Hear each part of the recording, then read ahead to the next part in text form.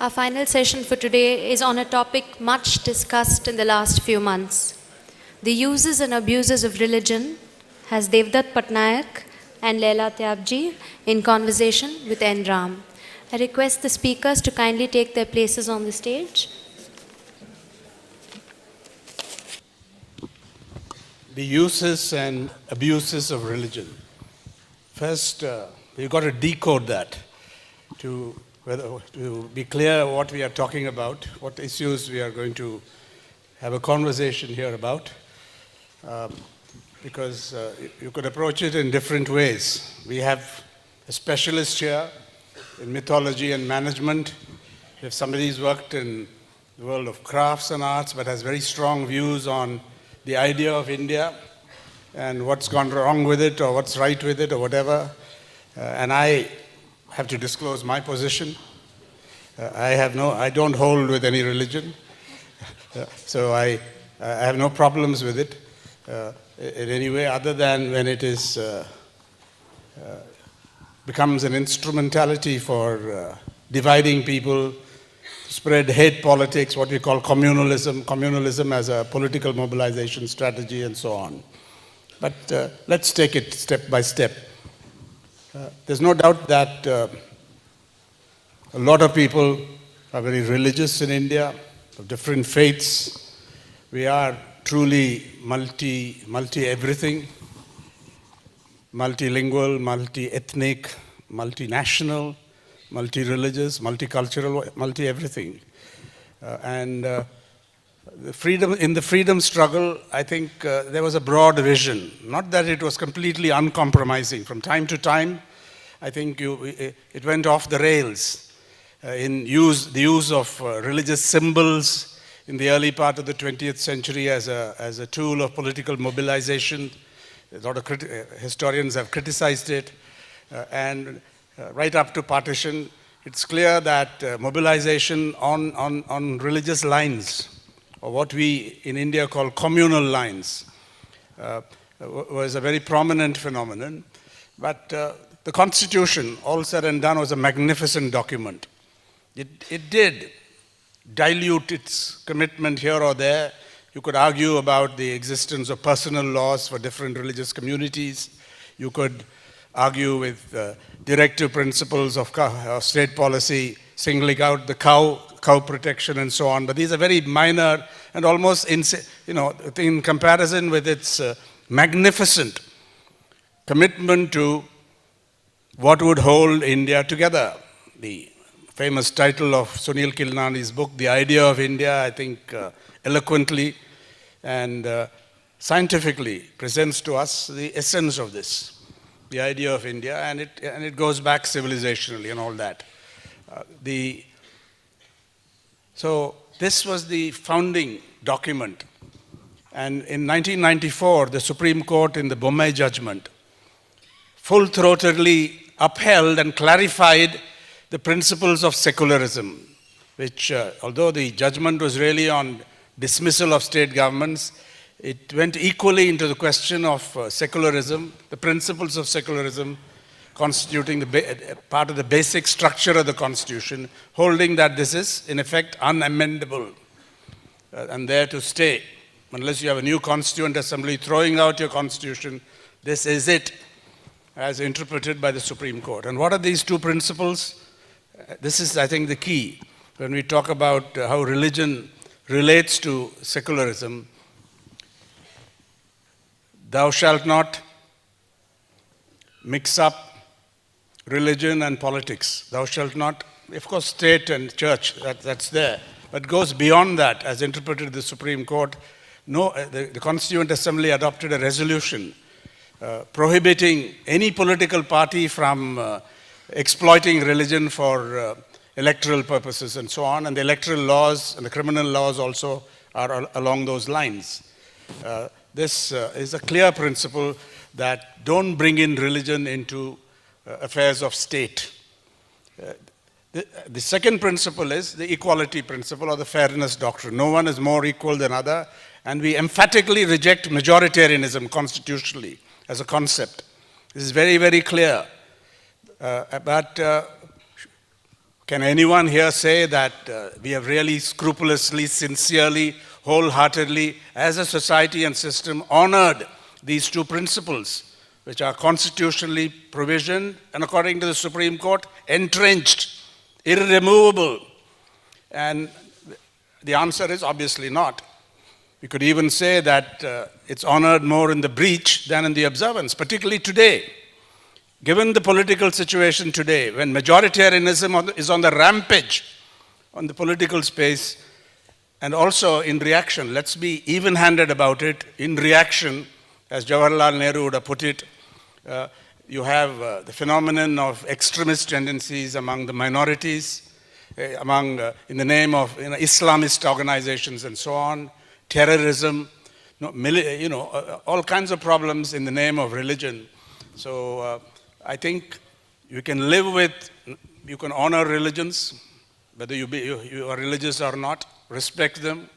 That's part of the Constitution also, religious freedom. Religiosity is a bit of a problem for me, but you can live with it. But if it crosses those frontiers and becomes what we have today, if not the dominant tendency in society, a very prominent one, something that has come to the fore, then it becomes a problem. So this is the problem as I formulate it here today.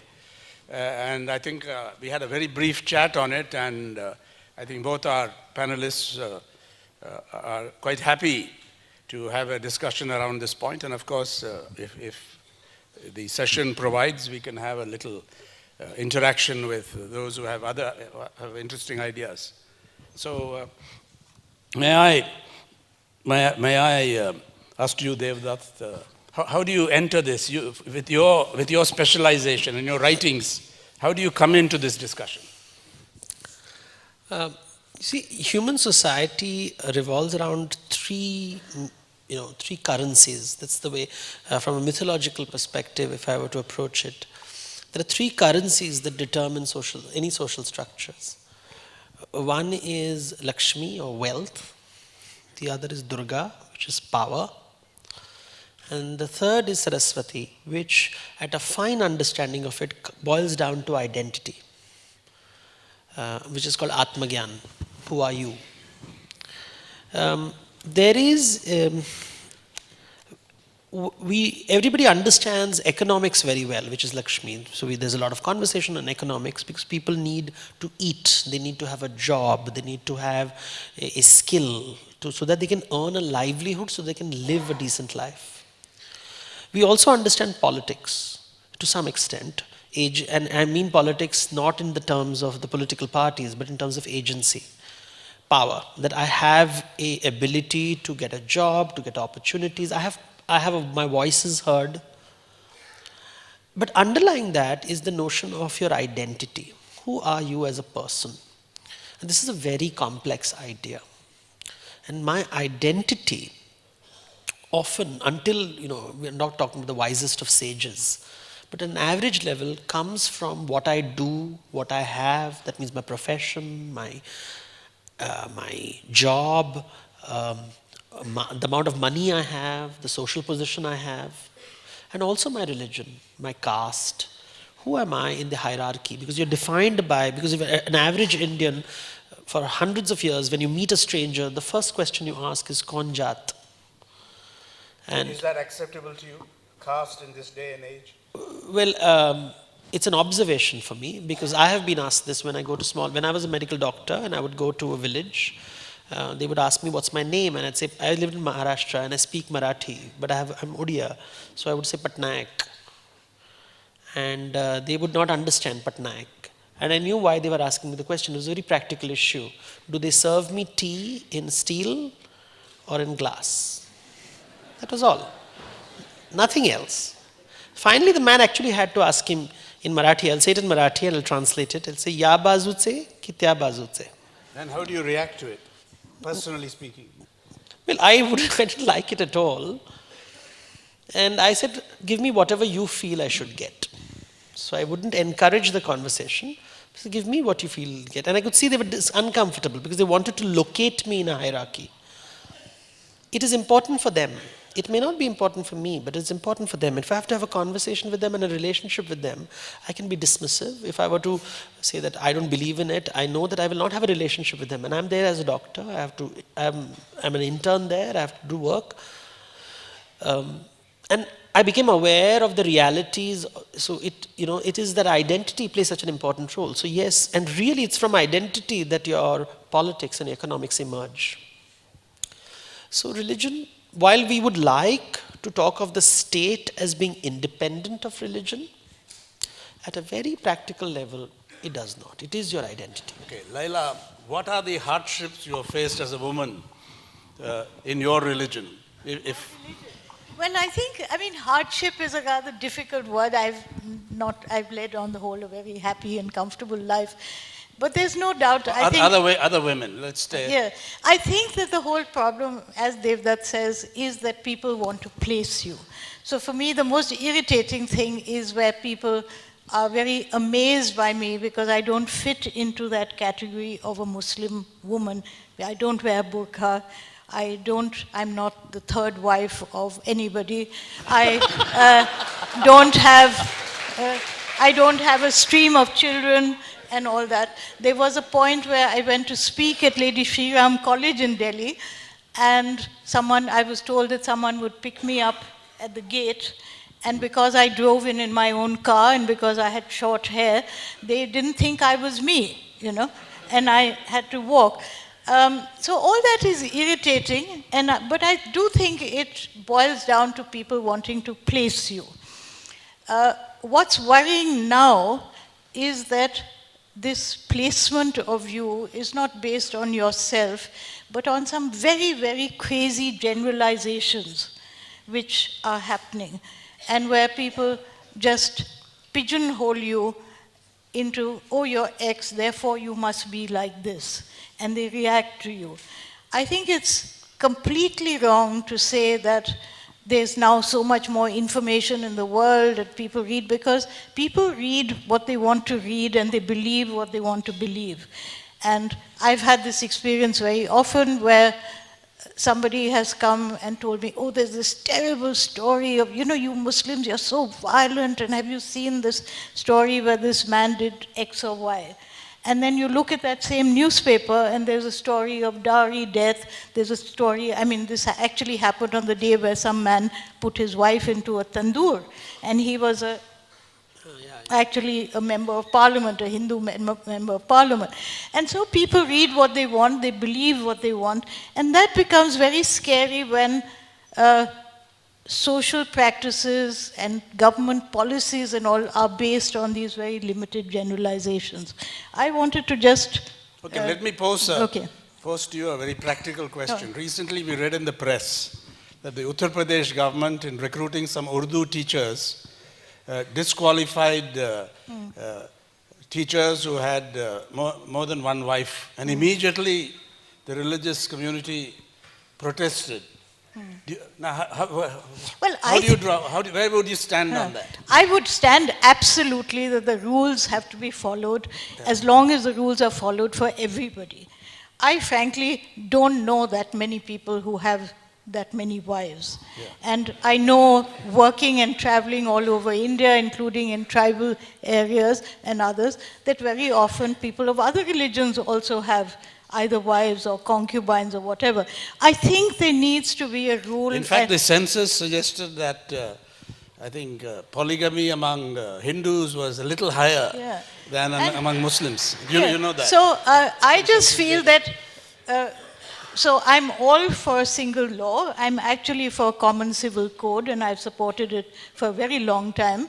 And so has my family. But where I feel is that this tendency now of people to say that when there's a majority, the rule should be bent for them. That people in the majority naturally have a bigger right than people in a minority. I think that's where the problem starts. And I also feel that another irritating thing, apart from the sort of personal level, is that this very, very unhistoric. Somebody said today, you said, I think, that Indians don't have a very good sense of history, or somebody said it. And I think that's absolutely true, because people are so misguided about what happened during partition. And there is this thing which I come across all the time that, oh, you know, you're a Muslim, you should be in Pakistan, you divided the country, it was made for you, and you didn't go, so therefore now you are a second-rate citizen. And I think that's a complete misinterpretation, which you can twist the other way to say, well, we chose to stay in India, so maybe we should have at least equal rights. Now, Devdutt, when the Sarchang Chalak of the RSS, Mohan Bhagwat, publicly proclaims that India is a Hindu nation, and in a sense he speaks for the whole family of organizations there, how do you react as a contemporary man? Well, he's entitled to his views. Yeah.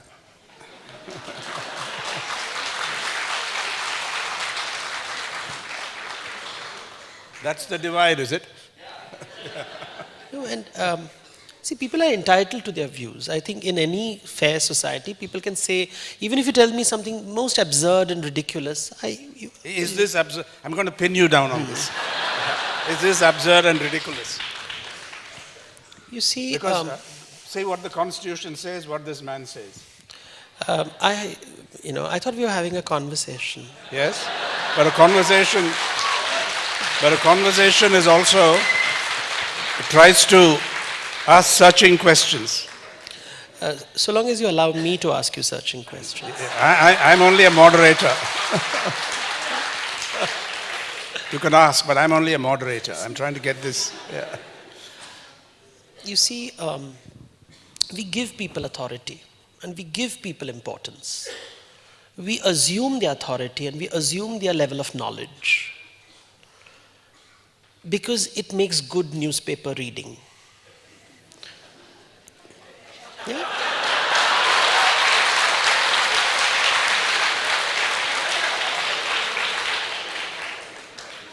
So I don't have to put it on the front page.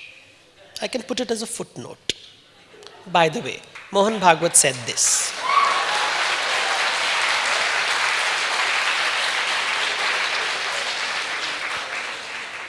But that doesn't sell newspapers. Controversy. So you're blaming the messenger rather than the message, the vicious character of this message. I'm blaming the hierarchy in the way in which the messaging is presented.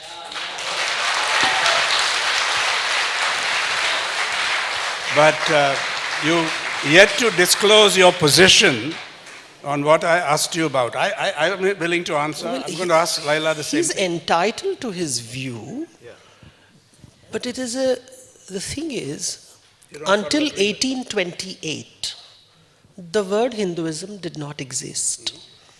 It was created by the British as a category for administrative convenience. And the RSS themselves sometimes use Hinduism as a religion and sometimes as a geographical location. So if you go to Israel, whether you're Hindu or Muslim, you are called Hind. Yes. Because Hind is We are called the Hindu. No, so the Hindu can be seen at different levels. I'd like to see that there is a generosity in his language. Maybe. Okay. You. Laila, now, very often, no, that's not the question. That's not the question. The question is, you go by the book, or Muslims go by the book. Some. And no, a lot of them, or that's the authority invoked, vis-a-vis current practices. How does that sit with a modern person? Well, After the Enlightenment and all that, when I sort of feel that, again, this is a very recent and rather horrid importation of Wahhabi Islam, which is a sort of medieval going back to something which I think most civilized Muslims and civilized Islamic countries until very recently had understood that the Quran, like many holy books, is to be interpreted in the spirit of which it was written, rather than literally according in the 21st century. So for me, actually, the Quran or the sayings of the Prophet are something which I look at, that here was 14 centuries ago, women were given rights of property and choice. And that is, so I would say that this was the first organized religion which gave these rights to women. And so in the 21st century, interpreters of Islam should be looking at that and saying that this was done then, today this is what we should do for women. My parents actually got married again by civil marriage when I was about 11, so that they could give me an equal share of the property and not divide it according to Islamic law. This is not very unique. I know lots of Muslim families like that. But unfortunately today, because of the ghettoization of religions and people feeling threatened and all that, they find that this very narrow, this very literal interpretation gives them a kind of collective strength or comfort or whatever, and I deplore it entirely. I feel that one of the biggest tragedies of partition was that it prevented India from being the place where there were huge numbers of Muslims who had been brought up in a much more syncretic Sufi tradition. And I feel that if India and Pakistan had not divided, we might have been able to counter this horrible form of Islam that has taken over the world and terrorized us all.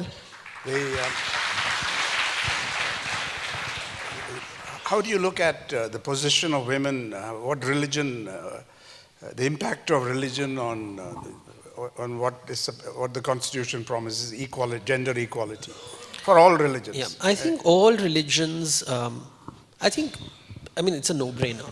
I mean, when my mother divided her property, it was divided equally between me and my two sisters. I believe that women have equal rights. I also believe gay people and lesbian people have equal rights, but the very same Constitution denies them that. The laws deny. The Supreme Court judge called the LGBTQ community minuscule minority and therefore unworthy of human rights. So it has nothing to do with religion, you know. Even the most democratic and republic of institutions can be highly intolerant.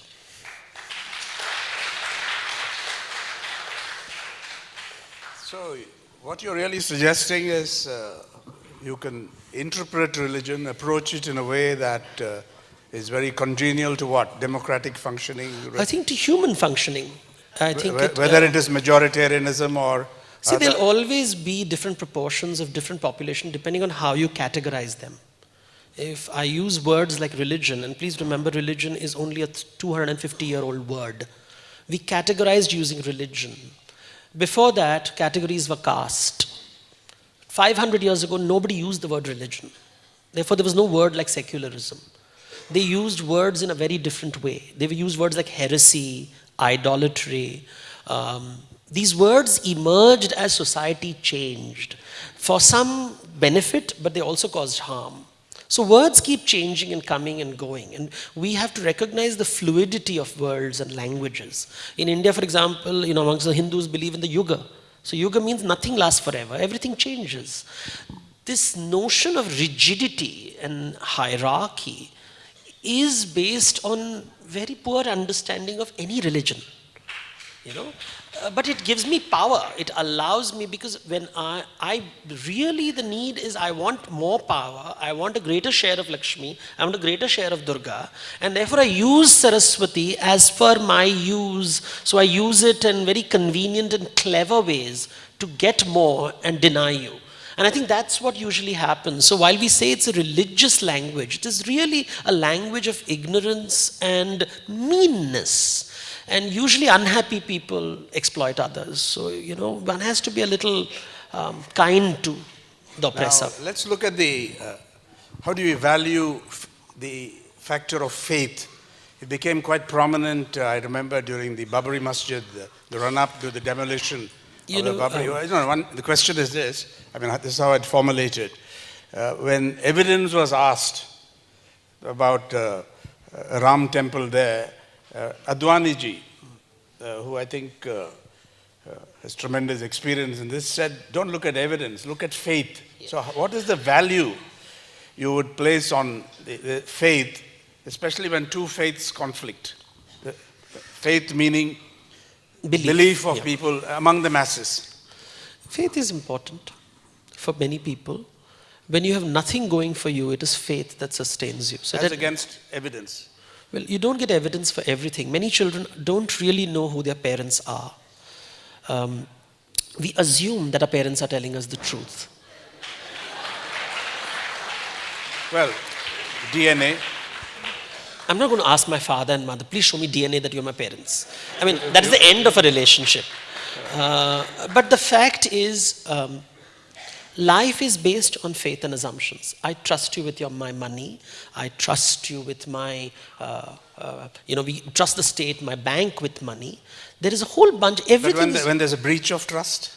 That's when there is heartbreak, right? And that's where the problem is. And that becomes a frequent occurrence? Well, in a tragic situation, we start relying on contract. If a husband-wife relationship is based on contract and not on faith, then it's an unhappy relationship. To say that a relationship is based... They would quarrel with that. The Muslim marriage is based on contract.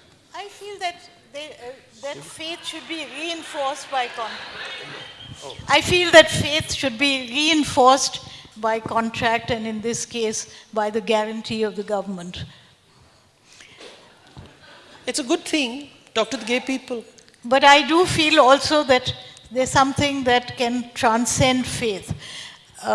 Some years ago, not in 2002, but just before that, I was caught in a communal riot in Gujarat, in Ahmedabad.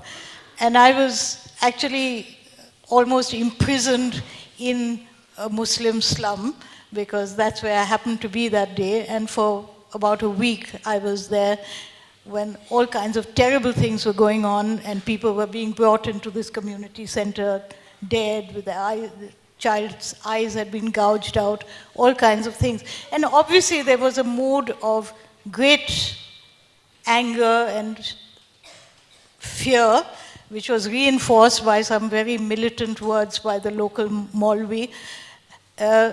And then there was a sort of break, there was a curfew. So I went across the road to a Hindu slum where Daskar was also working.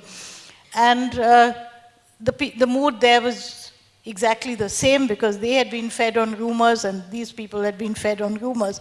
But when I told the Hindu women with whom I was working about Sakina's little son who had been killed, he'd been burnt alive in his rickshaw, suddenly the whole mood changed. And all these women got up and they came, they said, we are going to come with you across the road to condole with Sakina and all these women, and we are going to protect everyone.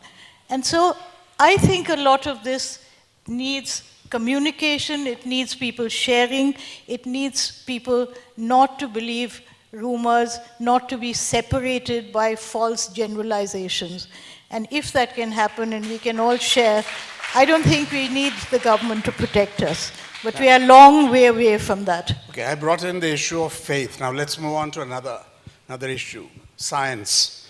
Now, you saw that during the last Science Congress, you had all kinds of bizarre presentations and papers presented. I remember one gave a very detailed description of aircraft 2,000 years ago and so on. Now this happened after a political change happened in Delhi. It's not a coincidence. Maybe there's some crackpots who presented papers earlier, but this assumed a critical mass, to the extent that Venki Ramakrishnan recently went on record to say, I'm not going to the circus, the Indian Science Congress, which has a very venerable past and pedigree. So where does science come into this business of religion, faith, trust, believe people? So where does it come in? I think science has been presented as a religion because science deals with facts, measurements, and evidence. It doesn't deal with truth. Truth is a religious word. Whose truth? Which truth?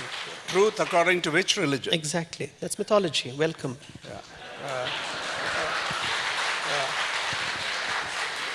The thing is, when something cannot, it's like I've been asked repeatedly, did planes exist? I said, listen, show me the evidence, show me the measurement, and then it's true. I'm not dismissing it. Maybe it is a possibility. Is it? If I dismiss it, I will create violence. That is respect. Somebody wants to believe in something fabulous and fantastic. Allow him. I am only saying that I don't have to accept that belief. Allow him in science fiction, I have no problem. Allow him in fantasy. But in a science congress, Yes. in the Indian Science Congress. Yes, I think you've just identified the problem. Binary thinking. There is fantasy is nobody's truth. Fact is everybody's truth. But between these two extremes, there is myth, which is somebody's truth. It's my truth. And when you are dismissive of it, I get angry. And that anger builds up, and I start doing foolish things. It would be just prudent and good management to just allow people to have certain beliefs that if somebody wants to believe in God and I don't, if I can respect him, that it is his belief, it makes his life happy. Now replace the word God with Vimanas. He believes that it makes him happy. How is it hurting me? Nobody objects to it. If you know how to I think we have now decided to sensationalize the world, and you know a lot about sensationalization.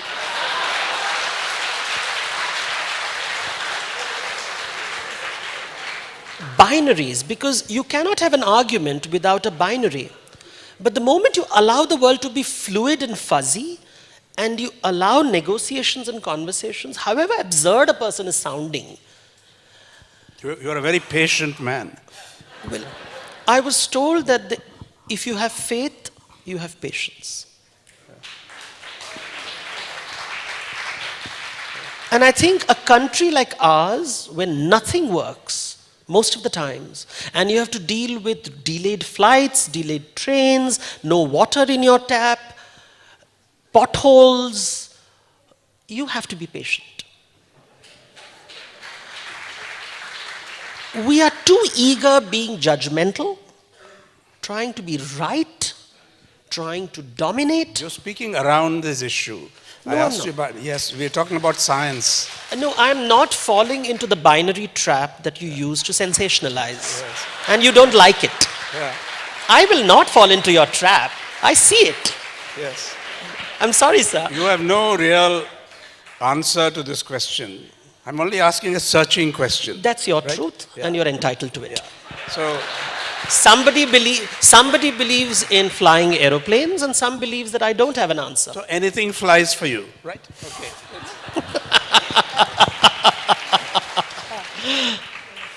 I believe with Devdutt that we should all have our fantasies, our Santa Clauses, if we want. But I do have a problem when the Prime Minister of India says that we, did plastic surgery in 5,000 years ago, or whatever it was. I feel that that destroys my faith in him.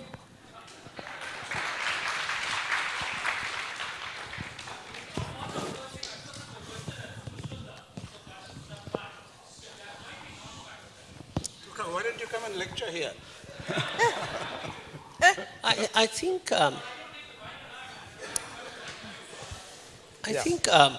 I think that's where the problem is, right? Then you get a sensational press conference, and you get articles and media, and makes money. The fact is, life is not binary. People have all kinds of belief systems. All leaders are foolish. I think we can clap to that. If you have ever been in the position of working in an organization under someone half the time you're agreeing with stupidity.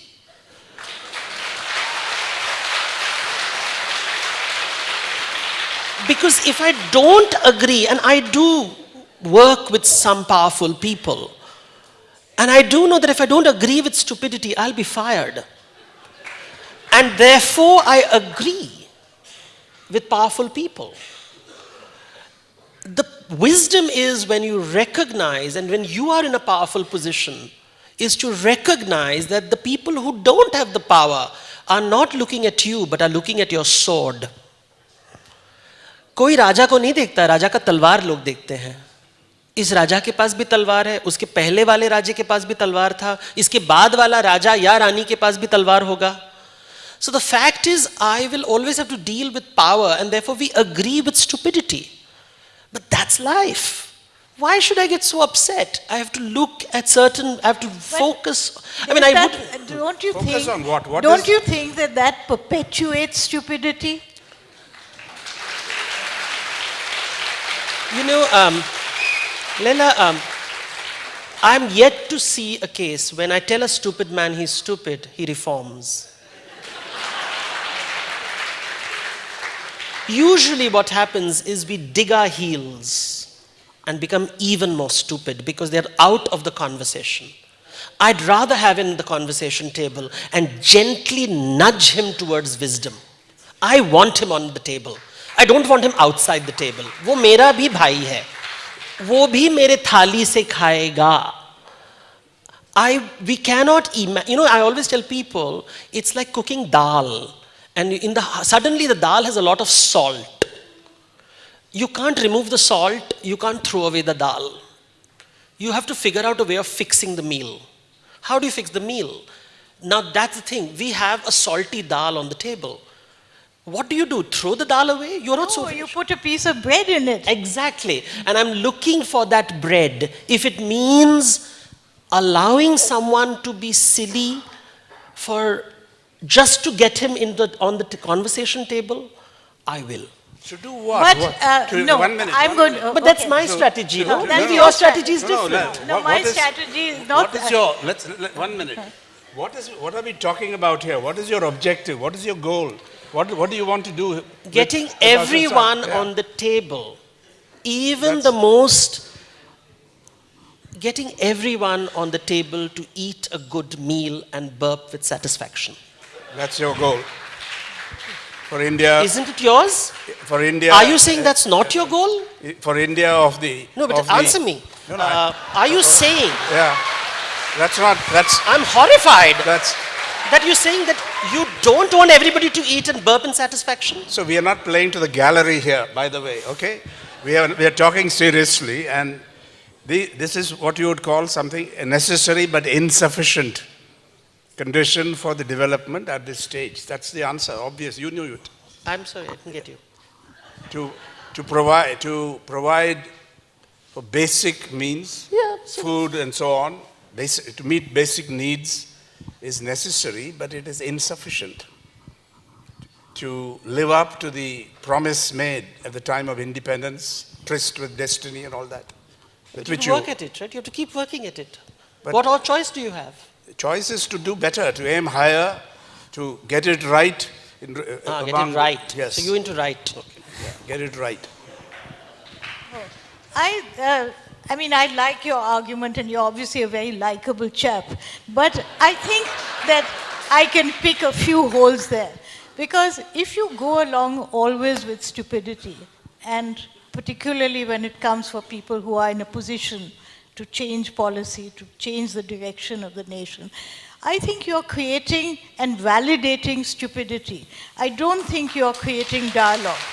And I think that is rather dangerous, that if somebody through the day today, we've had questions from the gallery to all the illustrious people on this stage wanting quick fix solutions, asking, Raghu Rai, that tell me the steps to become a master photographer, asking somebody else that how do you become a famous musician so that you can sit on the stage. So when these people, instead of confessing honestly that they don't know everything about everything, come up with really bizarre notions and tell us these things, I think that creates a very dangerous situation for a developing country. Yeah, and I think that it is the responsibility of all of us who perhaps know some truths to prevent falsitudes from becoming the truth. See, you're talking to a mythologist. Nothing is false for me because I believe people have beliefs. Some people believe in atheism, some people don't. Everybody has beliefs, and most beliefs are stupid. But you have to. Give them the right to impose it on other people. That's a different conversation. Aren't you being cynical here? Not at all. I'm just stating things the way I see it. Maybe it doesn't make sense to some people. It makes sense to others. You see, what happens is the problem comes in the negotiation in the boundary lines. It's in any relationship. In two people, when I'm talking to you and you're talking to me, if I respect your belief and you respect mine, respect doesn't mean acceptance. I don't need to accept your belief. I have to respect it. How do I do that? Now, if I'm willing and committed to that how do I live with you? Rather than saying life will be better if you were not around. That's a different conversation. And nowadays people are having this conversation where they're saying that life would be better if this person or this group or this farm people are not around. That's a problem because you're basically saying that how do you live together? Living together, it has nothing to do with religion. Two human beings living in the same flat can have huge problems with each other. But you're continuously negotiating with each other's beliefs, and sometimes things go bad, you have a fight, you scream and shout at each other. But the question is, are you committed to coming back and negotiating and working with each other? Sometimes it's wonderful, you have faith with each other. It's just two human beings fighting. You can't say, I'll have a better life if the other person didn't live in this room. I think we all agree on that one. I think the That time we has are- come to throw this open to a few questions, serious questions, not comments, not lectures. Let's hear them. Anyone? Yes. And brief, please. It's not a question, but Yeah, that's on the just want to disagree with one point, what Mr. Devdutt Patnaik pointed out. I was really shocked seeing a person like Devdutt justifying the claims given by another venomous person like Sarsak Ghyalak of RSS. So it's not a question, and No, you can be brief. and yeah, it was state very briefly. shocking for me that he got a very good clap in the auditorium. Okay, thank you. That's good. Yes, next one. Thank you. No, you need the mic. Those are the rules. Nobody speaks without a mic. Okay. Sorry, sir. I felt like I was watching a stand-up comedy. And I was in an Advaita philosophy class. I wish you had spoken about Garwapsi and Baba Masjid demolition, things like that. Because only after Baba Masjid demolition, all terrorism started until that. I thought we could have been much more serious about this. Yeah, okay. Comments are also welcome as long as they're short. I would like to say, excuse me, this is for the panelists. Where are you? I am coming from, yes, temple town of Chidambaram, where 20 years I have lived with the Lord Nataraja's temple around. Another 20 years I lived in Saudi Arabia, close to Makkah, whereas Madam has said the Wahhabism grew the past 20-25 years. Seen both. 30 years back, the religion has taught love and tolerance when I was a student. But today I could see the same religion, both the religion are injecting fear, both in the individual as in the family and the society. It's curtailing my dress code to dietary habits. Thank you. It is not the state responsible in the past 30 years of Indian state, allowing all the religious heads, both of them instead of promoting the love and peace. It is the state responsibility of allowing such intolerance, and it is continuing. I'm very, very sorry to state the future generation, my children, will grow with the same intolerance. Thank you. Any Excuse further? me, panelists, I have a question. Can you hear me? Can everyone hear me? Yes. Yeah? So I have 3 questions / comments which roughly, to the way I have summed up the debate, the discussion, addresses all 3 of your speakers, what you've gone through now. Mr. Patnaik, starting with what you had said. Now, I don't know how many people here were there for the last Could you speak group up discussion. little more? I don't know how many people were there for the last group discussion, but we discussed certain things about the history of India and the role of history. And I think Mr. Kunal Verma, he said that Indians are not ready to address the historiography and the history of the subcontinent because, as we might note, we do not necessarily live in a country because there's a reason why India was the jewel in the crown of the British Empire. Because for the first time in 3,000 odd years since the days of Aryabhatta, one single entity had gotten their title. Please be succinct. Okay, so now my point is, what it comes down to is that we don't have a sense of demos legitimacy and identity, in that it has been forced upon us through imperial rule. And therefore we have questions like, India is not necessarily a Hindu country, because although Hindu, in whatever language it stems from, Sanskrit, Arabic, and Persian, means people of the Indus, we are not necessarily a Hindu nation. Now the point, ultimately what it comes to is, how do we have this discussion? How do we have this discussion that, yes, we are people of the Indus, but not necessarily Hindu? We are Indians, but we are not necessarily a construct of British imperialism. Now, we need to address. Hello. I have a question. Could I? My question would be about. Hello. Yes, go sorry. on. Yes, go on, please. My question is about education. I heard both of you say everybody has beliefs, but we can't impose those beliefs upon everybody. But the education system does that. So what is the role of religion sort of impinging upon the education system as opposed to a secular education system in India? That would be my question. Thank you. I think we've all agreed that secularism means that religion does not come into either the legal or the educational system. Yeah, there are many things which are there. We are trying to say what shouldn't be there.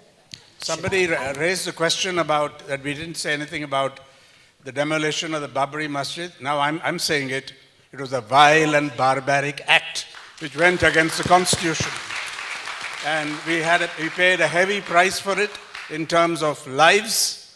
And certainly the phenomenon of, I wouldn't say terrorism started after that, but certainly it had an impact on the scale and extent of violent reactions and also terrorist incidents. Terrorism itself doesn't describe the phenomenon well enough. That's only the mode in which that reaction is expressed.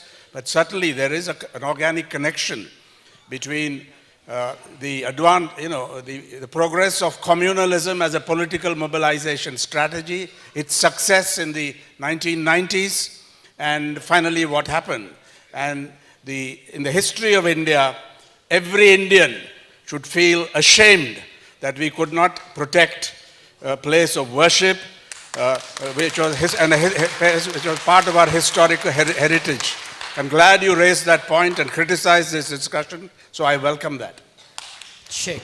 I have a question for Yes, Mr. please go. Patnaik. So you were speaking about how a person should have the right to believe that aeroplanes were invented 5,000 years ago. But what I find is happening increasingly in India is that people say, how dare you not believe that aeroplanes existed 5,000 years ago, go to Pakistan. How would you respond to that?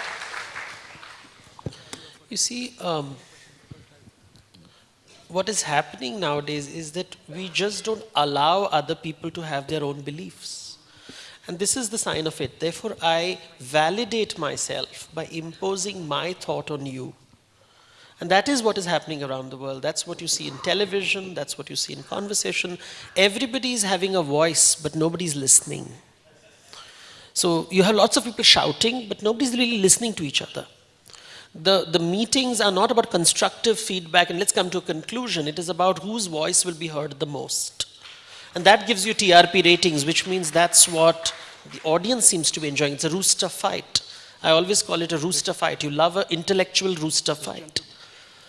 Because that's the whole idea. If everybody is telling someone else what they should believe in, you have to believe in my rational concept.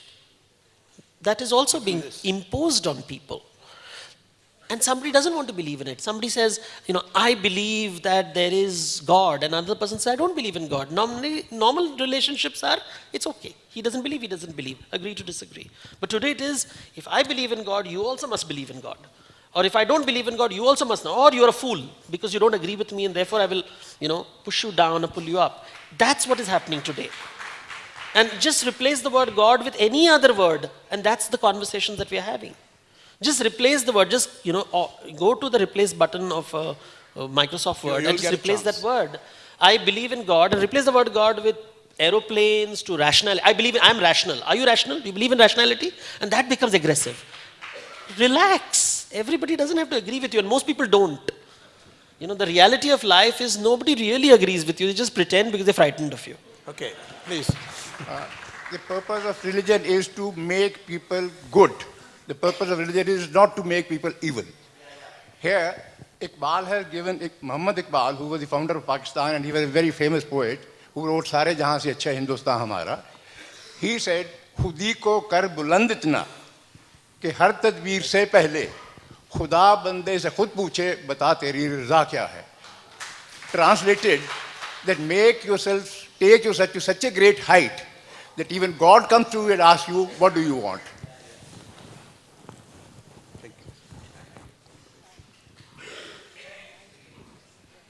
Okay, here's a response. I just want You need the mic. I have to first find my place. I just want to read to you 2 lines of what my father wrote to his father on why he chose India over Pakistan. In 1947, my father was, one second, I've lost it. Second row. The boy. Yeah. In 1947, my father, then a serving member of the ICS, wrote a letter to his father. He said, "You will, I'm sure, not be surprised to hear that I have elected to remain in India, Hindustan, and not to go over to Pakistan. I am absolutely opposed to the Muslim League ideology and mentality, and it would have been a gross betrayal of all my ideals and hopes if I threw them over for the tempting posts that they are offering Muslim officers who propose to get themselves transferred there." My father later said that one of his abiding sadnesses was that over the years, many of his very close Hindu friends didn't quite understand why he went. Our whole family stayed on in India, and we are still here and intend to be here for a very long time and many generations. But there is no doubt that the climate of India that we knew in 1947 has changed very drastically. Yes, young man. So, thank you very much for the talk. And I was just wondering, you said that everyone can have their own beliefs on things including science, you saying about the aircraft. But doesn't that make us very primitive? Because then, if everyone has their own beliefs, there can be no large-scale research or anything happening.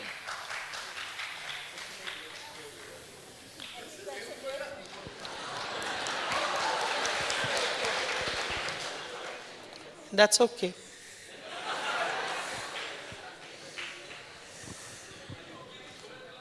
That's okay, you said, but he asked you a question. He said, "Are you okay?" And I said, "Yes, I am okay." Is that your question? A question from here, sir. Is what I'm okay being primitive. A question from in the top gallery here. Yes.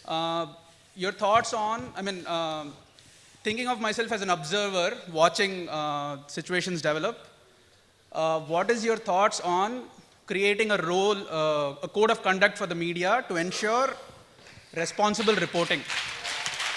Yes, I can speak to that. In the old-fashioned approach, which I greatly respect, is when there's a communal riot, you do not name the community. This was the practice. And the Indian press, in those days there was no television here, and of course radio was state-controlled, but the press, the newspapers, scrupulously, because honored this.